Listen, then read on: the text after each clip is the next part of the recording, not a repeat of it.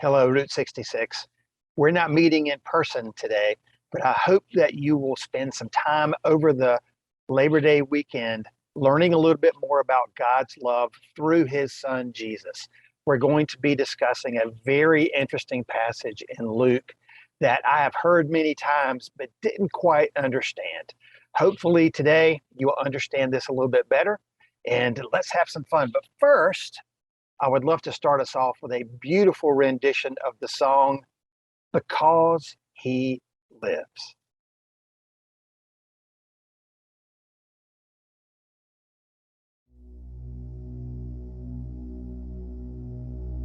Because he lives,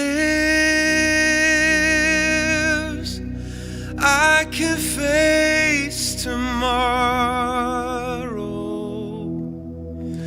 Because he lives, all fear is gone. Because I know he holds the future,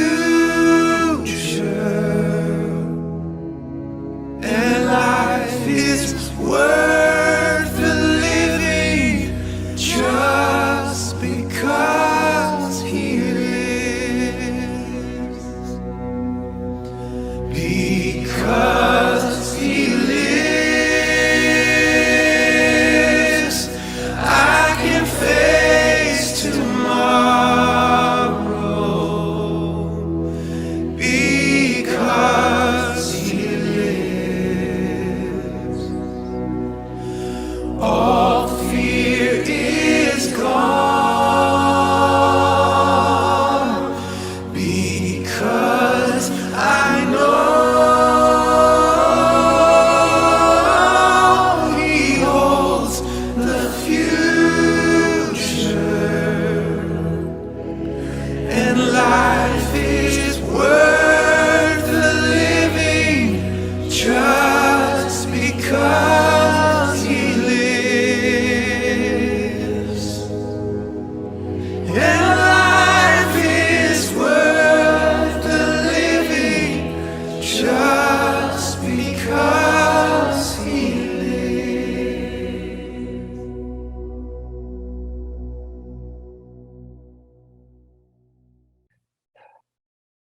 Wow, wasn't that beautiful? Let's get right to it. Here's Luke 14, verses 25 through 33.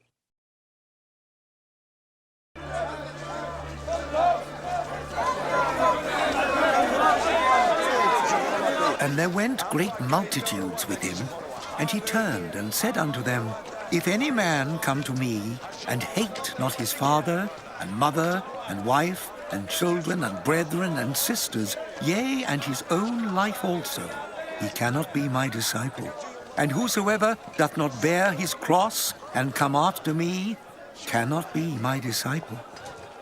For which of you, intending to build a tower, sitteth not down first, and counteth the cost, whether he have sufficient to finish it, lest, haply, after he hath laid the foundation, and is not able to finish it, all that behold it begin to mock him, saying, This man began to build, and was not able to finish. Or what king, going to make war against another king, sitteth not down first, and consulteth whether he be able with 10,000 to meet him that cometh against him with 20,000? Or else, while the other is yet a great way off, he sendeth an ambassage, and desireth conditions of peace.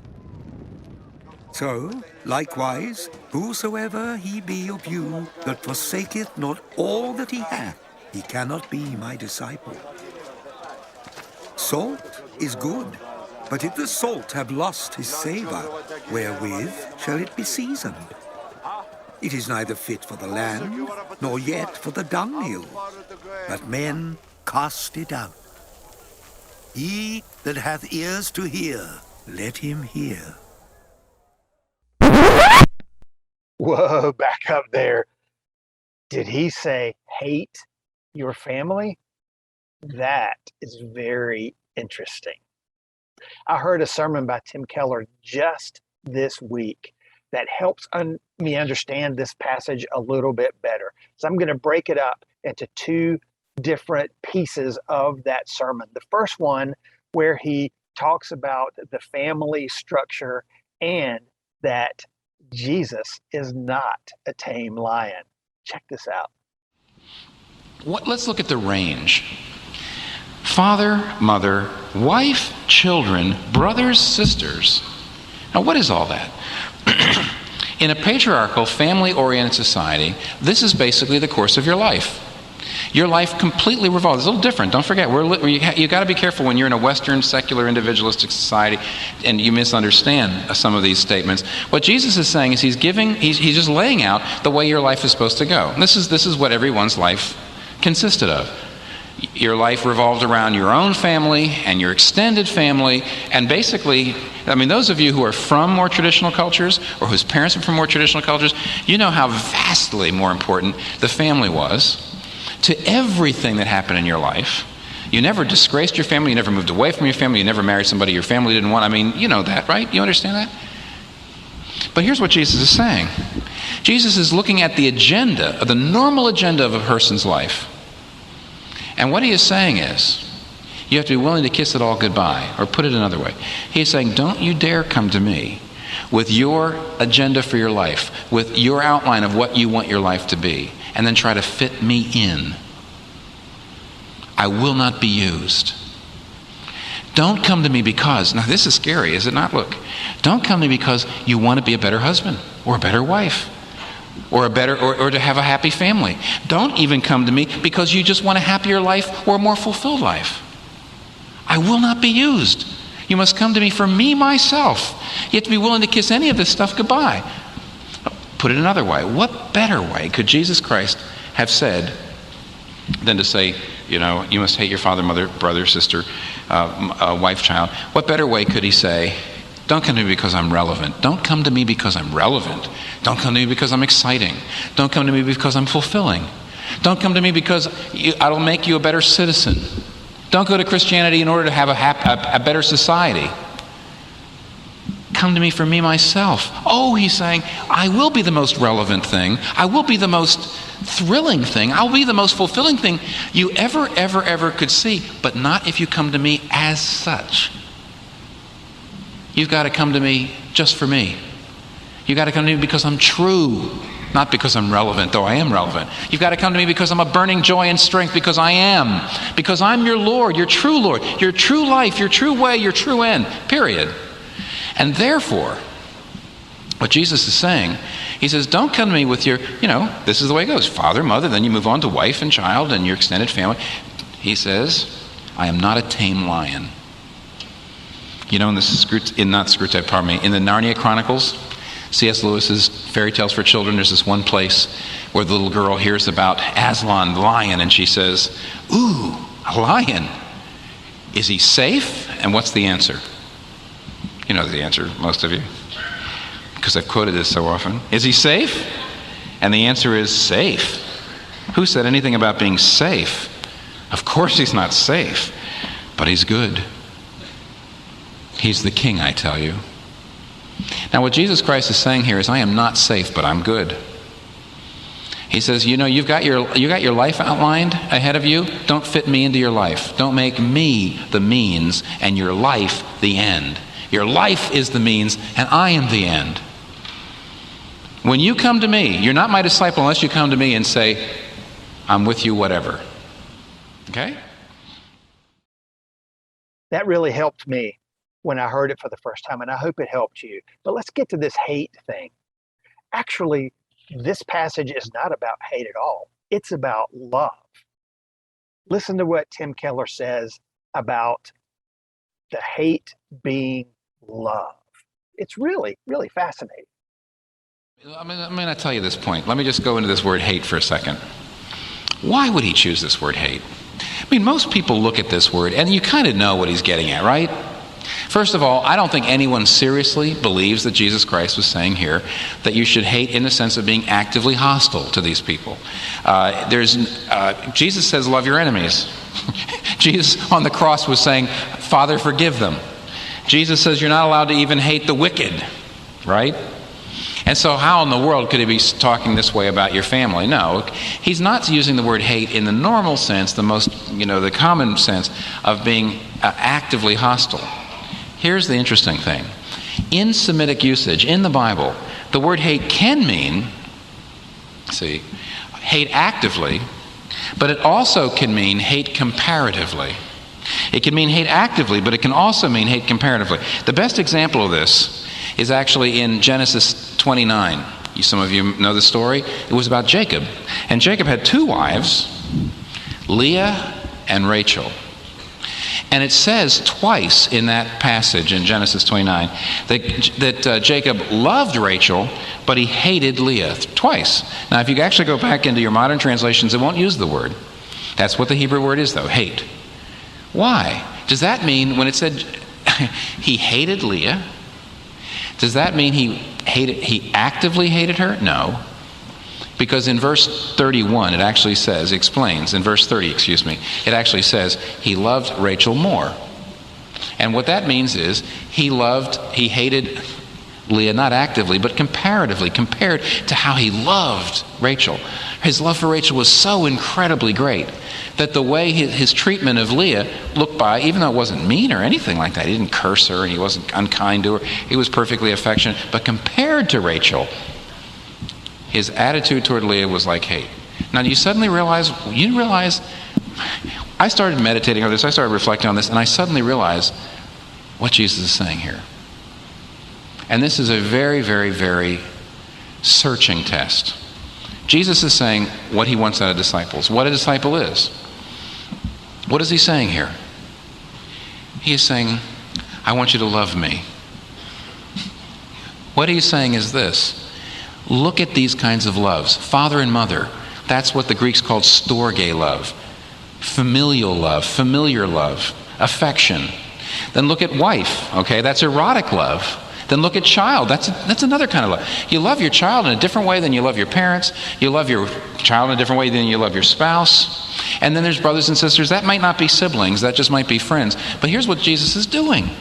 He is taking every kind of love that there is. Every kind of human love. He's taking sexual love. He's taking friendship love. He's taking family love. He's taking, all these kinds of love and affection love. And he's saying, I want and I offer a kind of love that will make all of those pale by comparison. I don't want sentiment. I don't want just an inspirational feeling at the end of the sermon.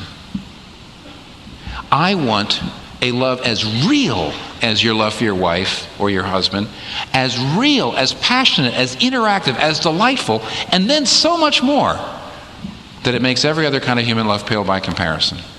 That's what he's saying. He says, I want to be the Rachel. I want to be the Rachel of your life. Now, what he is demanding is really a searching test. I am not saying, and he is certainly not saying, that discipleship has nothing to do with will, has nothing to do with volition. He is certainly not saying that, a disciple isn't someone who does the duty. Of course it's to do the duty.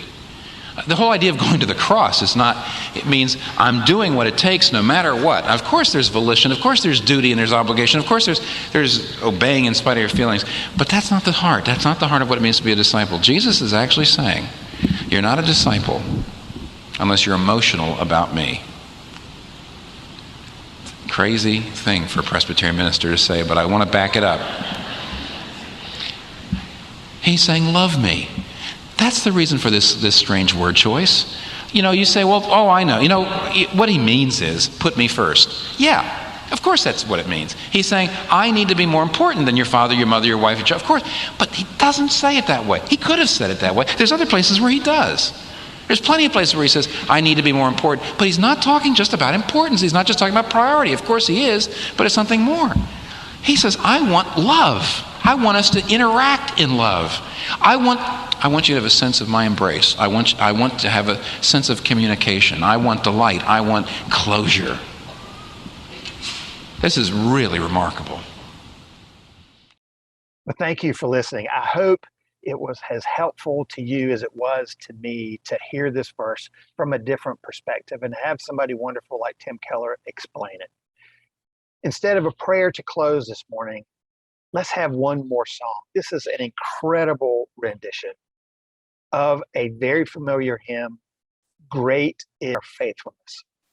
I hope you have a wonderful Labor Day weekend, and I look forward to seeing everyone again very, very soon. Safe travels and have a wonderful weekend. Take care. Bye-bye.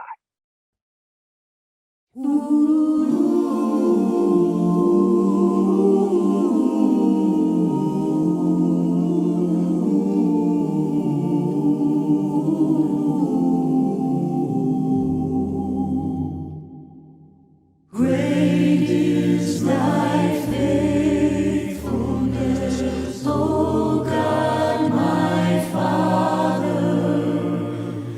There is no shadow of turning with thee. Thou changest not, thy compassions they fail not.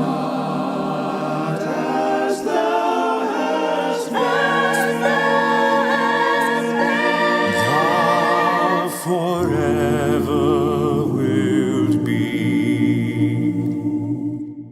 Great is thy faithfulness. Great is thy faithfulness.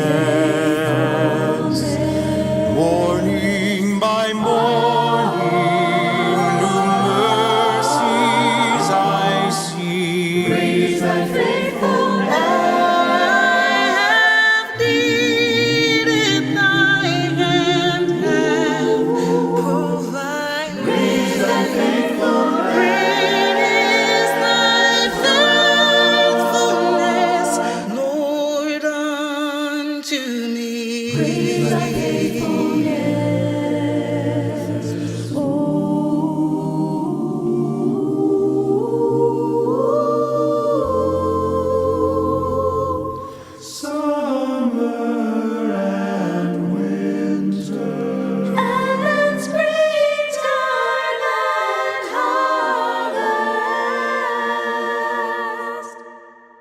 Sun, moon, and stars in their courses above, join with all nature in manifold witness to thy great faithfulness, mercy, and love. Great is thy faithfulness. Great is thy faithfulness. Morning by morning, new mercies I see. All I have needed, thy hand hath provided. Great is thy